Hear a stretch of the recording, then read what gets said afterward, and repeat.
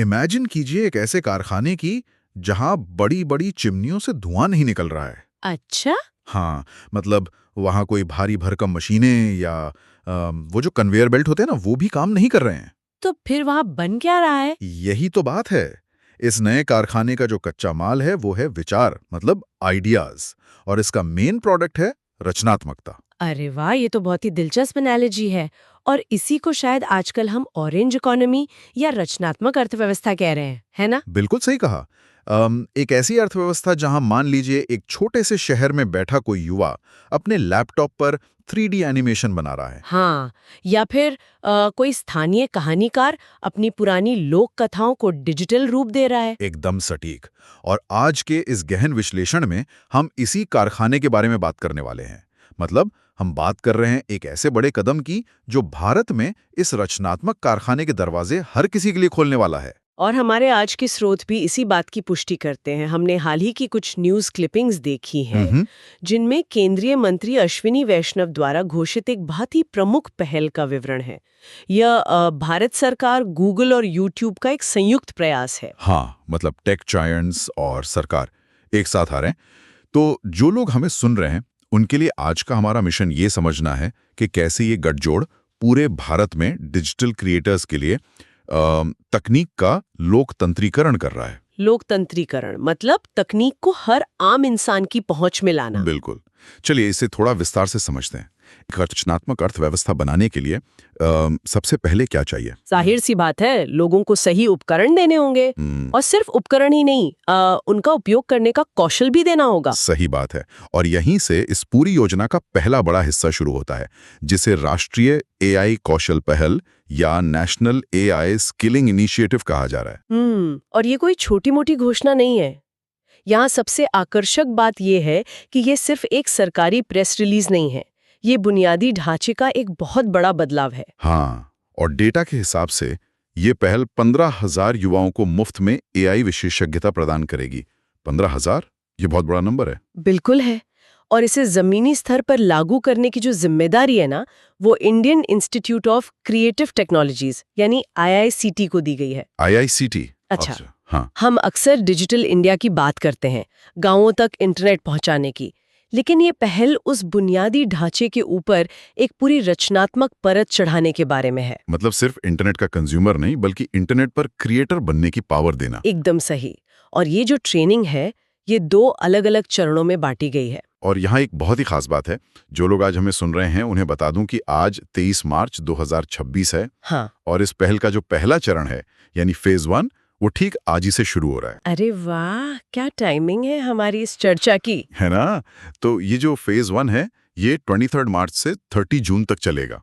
इसमें बुनियादी बातों पर ध्यान दिया जा रहा है, जैसे गूगल करियर सर्टिफिकेट्स का इस्तेमाल होगा और युवाओं को एआई एसेंशियल्स और एक टर्म है प्रॉम्प्टिंग, वो सिखाई जाएगी। प्रॉम्प्टिंग, ये बहुत ही जरूरी विषय है आज के समय में। हाँ, मैं चाहता हूं कि हम इस प्रॉम्प्टिंग पर थोड़ा रुकें, क्योंकि अक्सर लोग सोचते हैं कि एआई से बात करना तो बहुत आसान है, बस जो चाहिए वो टाइप कर दो। और ये एक बहुत बड़ी गलतफहमी है। बिल्कुल। प्रॉम्प्टिंग शब्द सुनने में बहुत साधारण लग सकता है, लेकिन आज के समय में ये पूरी तरह से एक नई भाषा सीखने जैसा है। एआई से सही रिजल्ट निकालने के लिए उसे सही निर्देश देना, ये अपने आप में एक कला है। एक साइंस है। हाँ, एक साइंस भी है।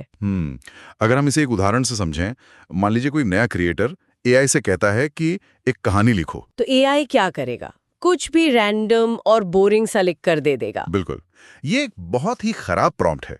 लेकिन अगर वही क्रिएटर प्रॉम्प्टिंग की कला सीख लेता है, तो वो कैसे लिखेगा? वो थोड़ा डिटेल में जाएगा। हाँ, वो कहेगा 1990 के दशक के राजस्थान के एक छोटे से गांव पर आधारित एक सस्पेंस थ्रिलर का 2 मिनट का वीडियो स्क्रिप्ट लिखो। अच्छा, एकदम स्पेसिफिक। हाँ, जिसमें मुख्य किरदार एक रिटायर्ड स्कूल टीचर है और कहानी का टोन थोड़ा डार्क और रहस्यमयी होना चाहिए। एकदम सटीक उदाहरण। पहले वाले प्रॉम्प्ट में एकदम साधारण रिजल्ट मिलेगा, जबकि दूसरे प्रॉम्प्ट में आपको एक ऐसा स्क्रिप्ट मिलेगा जो सीधे शूटिंग के लिए तैयार है। सही कहा। तो फेज 1 का मेन फोकस इसी बुनियादी समझ को मजबूत करना है, ताकि युवा समझें कि जेनरेटिव एआई काम कैसे करता है। और फिर आता है फेज 2, जो जुलाई से दिसंबर तक चलेगा। और यहाँ ये बात और भी ज्यादा दिलचस्प हो जाती है, क्योंकि दूसरे चरण में चीजें बहुत एडवांस होने वाली हैं। इसमें क्या क्या शामिल है? इसमें स्टोरी टेलिंग, यूट्यूब के बेहतरीन तरीके और जेमिनी 3 तथा वर्टेक्स एआई जैसे मतलब एकदम एडवांस टूल्स की ट्रेनिंग शामिल है। जेमिनी 3 और वर्टेक्स एआई, ये तो एकदम एंटरप्राइज ग्रेड लेवल की चीजें हैं। हाँ, और यहीं पर मेरी उत्सुकता थोड़ी सी एक शंका में भी बदल रही है। वो कैसे? मतलब हम 15,000 युवाओं को जेमिनी 3 जैसे पावरफुल टूल दे रहे हैं। ये टूल्स इतने शक्तिशाली हैं कि एक पूरे वीडियो का कॉन्सेप्ट, स्क्रिप्ट और शायद विजुअल्स भी खुद ही बना सकते हैं। हाँ, वो तो है। तो क्या हम वास्तव में उनकी रचनात्मकता को बढ़ावा दे रहे हैं या बस हम उन्हें एआई पर पूरी तरह से निर्भर बना रहे हैं? ये एक बहुत ही वैलिड पॉइंट है। मतलब ये किसी हाईटेक जादू की छड़ी जैसा लग रहा है। ऐसा है जैसे आपने किसी के लैपटॉप में एक पूरा हॉलीवुड स्टूडियो फिट कर दिया हो। एक ऐसा क्रू जिसमें एक राइटर, कैमरामैन, साउंड डिजाइनर सब बैठे हैं। क्या हर कोई इस पावरफुल क्रू का सही इस्तेमाल कर पाएगा या बस सभी एक जैसा मशीन जैसा कंटेंट बनाने लगेंगे? ये एक जायज चिंता है। जब आप लोगों को इतना शक्तिशाली टूल देते हैं तो खतरा ये होता है कि वे अपनी खुद की सोच लगाना बंद कर दें। बिल्कुल। लेकिन अगर हम इसे थोड़े व्यापक संदर्भ में देखें तो इस पहल का असली लक्ष्य तकनीक को महानगरों से निकालना है। जो हमारे गिने चुने टेक हब्स है ना, वहां से निकालकर पूरे देश के कोने कोने में पहुंचाना है। और इस योजना में एक बहुत ही महत्वपूर्ण वाक्यांश का उपयोग किया गया है, generative AI leadership. Generative AI leadership मतलब सिर्फ इसका उपयोग करना नहीं बल्कि इसमें आगे रहना। बिल्कुल। लक्ष्य ये नहीं है कि ये 15,000 युवा एआई के गुलाम बन जाएं। लक्ष्य ये है कि वे इसके डायरेक्टर बने। अच्छा, डायरेक्टर बने। हाँ, वे सीखें कि इन एडवांस्ड टूल्स का उपयोग अपनी स्थानीय कहानियों, अपनी अनूठी आवाज को दुनिया तक पहुंचाने के लिए कैसे किया जाए।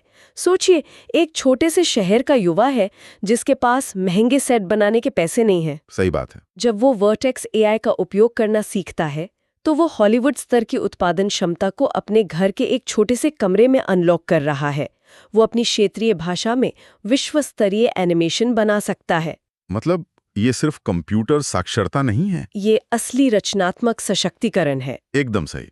खैर, ये बात तो साफ हो गई कंटेंट बनाने की। हाँ। 15,000 युवा अत्याधुनिक एआई कंटेंट बनाना सीख जाएंगे। लेकिन अब यहाँ एक बहुत ही प्रैक्टिकल समस्या आती है, डिस्ट्रीब्यूशन की। हाँ, वो कंटेंट जाएगा कहाँ? उसे देखेगा कौन?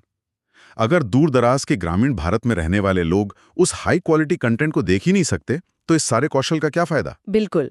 एक शानदार वीडियो बनाने का क्या मतलब अगर दर्शक के पास उसे स्ट्रीम करने के लिए तेज इंटरनेट या स्मार्ट टीवी ही नहीं है? यहीं पर यह पहल एक दूसरे बड़े बदलाव की ओर इशारा करती है, हार्डवेयर और सुलभता यानी डिस्ट्रीब्यूशन को फिक्स करना। और सच कहूं तो ये वितरण का मुद्दा ही अक्सर सबसे बड़ी बाधा होता है। सरकार ने इस बात को गहराई से समझा है, इसीलिए हार्डवेयर के स्तर पर एक बड़ा बदलाव किया जा रहा है। हाँ, और इसका जो तकनीकी समाधान सामने आ रहा है ना, वो बहुत ही सीधा है। नए टेलीविजन सेट्स में अब इनबिल्ट सैटेलाइट ट्यूनर और एक उन्नत इलेक्ट्रॉनिक प्रोग्राम गाइड यानी ईपीजी की सुविधा होगी। इनबिल्ट सैटेलाइट ट्यूनर, ये बहुत बड़ा गेम चेंजर है। बिल्कुल है।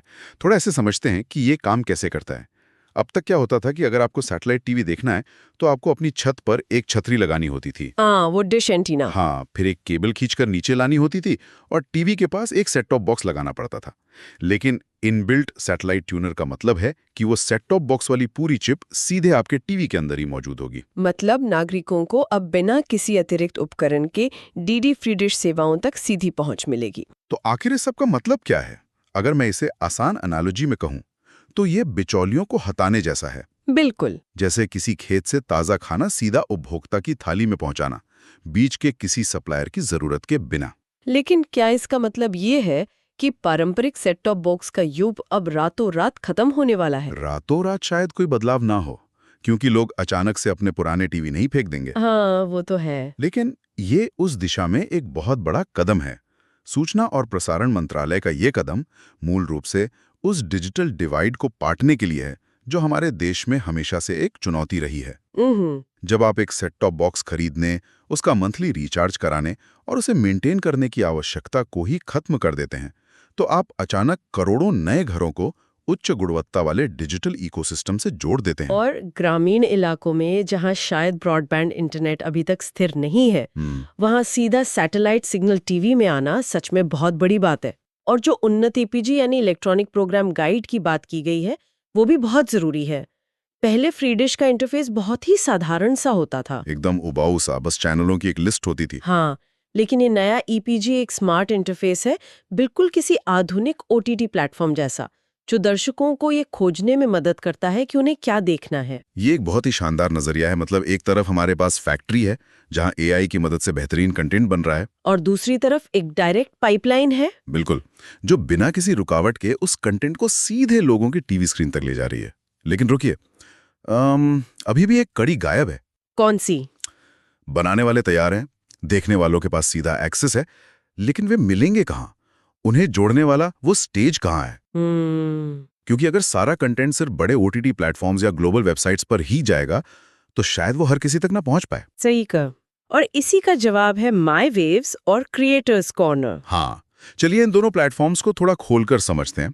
सबसे पहले है माई वेव्स प्लेटफॉर्म। ये एक सिटीजन क्रिएटर प्लेटफॉर्म है जिसे वेव्स ओटीटी सर्विस पर होस्ट किया गया है। इसका मुख्य उद्देश्य भारत की क्षेत्रीय विविधता को उजागर करने वाले कंटेंट को बढ़ावा देना है। और दूसरा है क्रिएटर्स कॉर्नर। हाँ, ये योजना क्रिएटर्स को दूरदर्शन जैसे राज्य स्वामित्व वाले यानी सरकारी प्लेटफॉर्म का उपयोग करने के लिए प्रोत्साहित करती है, ताकि वे राष्ट्रीय स्तर के दर्शकों तक पहुंच सकें। अब यहाँ मुझे थोड़ा सा पुशबैक देना होगा। अच्छा, बताइए। थोड़ा जमीनी हकीकत पर बात करते हैं। ये सब कागज पर बहुत अच्छा लगता है, लेकिन आज का जो यूला क्रिएटर है, जो इंस्टाग्राम रील्स और यूट्यूब शॉर्ट्स देखकर बड़ा हुआ है, जो रातों रात वायरल होने के सपने देखता है, हाँ, वो ग्लोबल अपील के पीछे भागता है। बिल्कुल। क्या वो वास्तव में यूट्यूब के ग्लोबल एल्गोरिथम को छोड़कर, उसके मिलियंस व्यूज को छोड़कर दूरदर्शन या वेव्स जैसे सरकारी प्लेटफॉर्म पर आना चाहेगा? ये एक बहुत ही तीखा सवाल है। मतलब दूरदर्शन की एक अपनी पुरानी सी छवि है। क्या नई पीढ़ी के क्रिएटर्स जो अब जेमिनी 3 इस्तेमाल कर रहे हैं, इसे अपनाएंगे? सच कहूं तो ये इस पूरी पहल के लिए सबसे बड़ी चुनौती होने वाली है। कोई भी युवा क्रिएटर रातों रात यूट्यूब नहीं छोड़ेगा। हाँ, वही तो। लेकिन हमें उस ग्लोबल एल्गोरिथम के नेचर को भी समझना होगा। वो कैसे काम करता है? ग्लोबल एल्गोरिथम अक्सर उन चीजों को बढ़ावा देते हैं जो तुरंत ध्यान खींचती हैं, जो वैश्विक स्तर पर एक जैसी हों, जैसे कोई डांस चैलेंज हो गया या कोई प्रैंक वीडियो। बिल्कुल। और इस होड़ में जो गहरी, स्थानीय और सांस्कृतिक रूप से विशिष्ट कहानियां हैं, मान लीजिए मध्य प्रदेश की कोई विशेष कला पर बनी डॉक्यूमेंट्री है, या पूर्वोत्तर भारत की कोई लोक कथा है, वे अक्सर उस एल्गोरिथम के शोर में दब जाती हैं। हाँ, क्योंकि अगर वो एल्गोरिथम ये देखता है कि स्पेन में बैठा कोई व्यक्ति उस भारतीय लोक कथा पर क्लिक नहीं कर रहा है, तो वो उसे आगे बढ़ाना ही बंद कर देगा। एकदम सही। वो एल्गोरिथम उस कंटेंट को कभी वायरल नहीं होने देगा। इसलिए माई वेव्स और क्रिएटर्स कॉर्नर का उद्देश्य यूट्यूब की जगह लेना नहीं है। अच्छा, तो फिर क्या है? यह एक विकल्प देने के बारे में है, एक ऑल्टरनेटिव। यह सुनिश्चित करने का प्रयास है कि भारत की क्षेत्रीय विविधता कहीं उस ग्लोबल होड़ में खो ना जाए। मतलब लोकल कंटेंट को एक नेशनल स्टेज देना। बिल्कुल। और याद रखिए, हमने अभी इनबिल्ट ट्यूनर्स के बारे में बात की थी। दूरदर्शन की पहुंच उन इलाकों में भी है जहां शायद तेज इंटरनेट अभी भी आसानी से उपलब्ध ना हो। हाँ, ये पॉइंट तो मैं भूल ही गया था। तो एक क्रिएटर के लिए यह एक ऐसा दर्शक वर्ग है जो पूरी तरह से नया है, अनछुआ है, और जो अपनी खुद की भाषा में कंटेंट देखना चाहता है। ये बात तो सच में सोचने लायक है। मतलब आप किसी विदेशी एल्गोरिथम के मोहताज नहीं हैं। बिल्कुल नहीं। अगर कोई क्रिएटर क्षेत्रीय संस्कृति से जुड़ा कंटेंट बनाता है जो शायद न्यूयॉर्क में किसी को समझ ना आए, लेकिन बिहार या तमिलनाडु के किसी गांव में लोगों के दिलों को छू जाए, तो माई वेव्स उसे वो मंच दे सकता है। और यही ऑरेंज इकोनॉमी का असली सार है। ये केवल व्यूज बटोरने के बारे में नहीं है, ये पहचान और संस्कृति के संरक्षण के बारे में भी है। सही बात है। तकनीकी दिग्गजों और सरकार का ये गठजोड़ इस बात को स्वीकार करता है कि भारत की असली ताकत उसकी विविधता में है, और उस विविधता को फलने फूलने के लिए अपने स्वयं के समर्पित स्थानों की आवश्यकता है। तो अगर हम आज की इस पूरी गहरी चर्चा के मुख्य बिंदुओं को समेटें, तो सुनने वालों के लिए एक बहुत ही स्पष्ट और आशावादी तस्वीर उभरती हुई दिख रही है। पूरी तौर पे। एक तरफ सूचना एवं प्रसारण मंत्रालय है जो बुनियादी ढांचे और नीतियों को संभाल रहा है। दूसरी तरफ गूगल और यूट्यूब है जो अपनी एआई तकनीक लेकर आ रहे हैं। और बीच में IICT है जो इस ज्ञान को युवाओं तक पहुंचा रहा है। बिल्कुल, हमने देखा कि कैसे ये सब स्किलिंग से शुरू होता है, जहां प्रॉम्प्टिंग से लेकर जेमिनी 3 तक 15,000 युवा एआई की दुनिया के महारथी बन रहे हैं। फिर हमने हार्डवेयर की बात की, इनबिल्ट सैटेलाइट ट्यूनर और उन्नत ईपीजी। हाँ, जिससे कंटेंट सीधे लोगों के घरों तक पहुंच रहा है। और अंत में हमने देखा कि कैसे माई वेव्स और क्रिएटर्स कॉर्नर स्थानीय कहानियों को एक सुरक्षित मंच दे रहे हैं।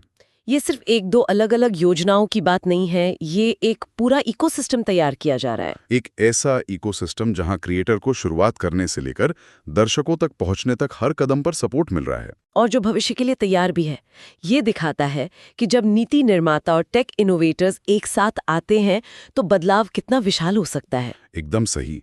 और इस चर्चा को समाप्त करने से पहले मैं एक विचार सामने रखना चाहूंगा।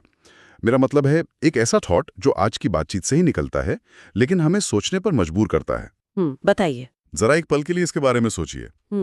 जब भारत के किसी बहुत ही दूर दराज के गांव के क्रिएटर के हाथ में एआई के इतने उन्नत टूल्स होंगे, उसे पता होगा कि अपनी स्थानीय कहानी को एक सिनेमाई रूप कैसे देना है। और फिर दूरदर्शन और उन नए टीवी सेट्स के माध्यम से सीधे करोड़ों भारतीय घरों के लिविंग रूम तक उसकी बिना किसी रुकावट के पहुंच होगी। हाँ। तो क्या ऐसा हो सकता है कि भारत का अगला सबसे बड़ा सांस्कृतिक फिनोमेनन या कल्चरल फिनोमेना मुंबई या दिल्ली के किसी महंगे स्टूडियो से ना निकले?